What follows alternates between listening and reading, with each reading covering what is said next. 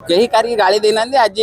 आपण मैंने सब न्यूज आगे पाई किंतु ए न्यूज़टा पाइबार कहीं एत लेट कर माने जानी पारना तथा फेसबुक रे भी आमे छाड़ी दिले जे जो भली भाव आमर भारतीय जनता पार्टी युव मोर्चार राज्य सभापति अभिलाष पंडा जो भली भाव फकीर मोहन चरित्र संहार कर फकीर मोहन जड़े चाटुकार थिले ब्रिटिश साम्राज्य चाकरी करते एवं सी तेल मालिश करी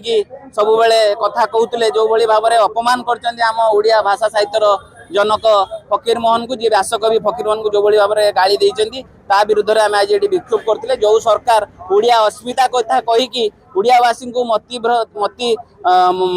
भ्रम करी जो भोट नहीं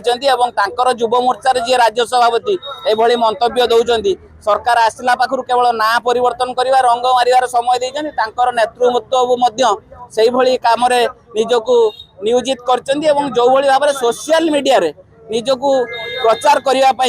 यही मंतव्य जो आमर महापुरुष जी ओडिया भाषा साहित्यर जनक तथा व्यासकवि फकीर मोहन जी आज आम ओडिया जो कही पारे जी आम पछरे अच्छी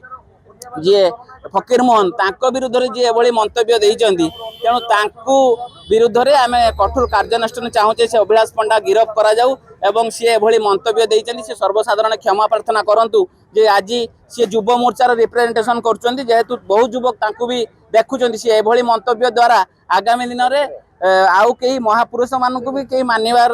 रहिबनी तेणु कठोर कार्यानुष्ठान ओडिशा सरकार नियंतु जे कि ओडिया अस्मिता कथा कहीकि सरकार को आछंती से सरकार तांको युव मोर्चा सभापति को आगे बहिष्कार करने सहित गिरफ्त दाबी आम कर।